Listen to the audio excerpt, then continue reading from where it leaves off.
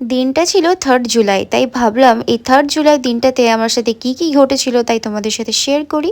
দেখো রাত 12টার সময় আমার বর নিয়ে চলে এসেছিল আমার জন্য একটা ব্ল্যাক ফরেস্ট কেক, যেটা আমি রাত 12টায় খুব এনজয় করে সেজে গুজে কেটেছিলাম। আর শুধু কেকই কেটেছিলাম সেটা নয়, 12টা না বাজতেই আমি আমার কাছের মানুষদের থেকে পেয়ে গেছিলাম অনেক সুন্দর সুন্দর উইশ। এটা ছিল পরের দিনের অফিস যাওয়ার লুক, হ্যাঁ বার্থডে, তাই একটু স্পেশাল ভাবে রেডি হয়েছিলাম। আর এটা ছিল আমার সিস্টেমটা। অফিস গিয়ে দেখি এইভাবে ওরা আমাকে হ্যাপি বার্থডে উইশ করে রেখেছে। আর অফিসে যেতে যেতেই কেক নিয়ে হাজির, তাই এখানে কেক কাটিং এর প্রস্তুতি চলছে। আর ওদের কাছ থেকে এই সারপ্রাইজটা পেয়ে আমি হয়ে গেছিলাম ভীষণ খুশি।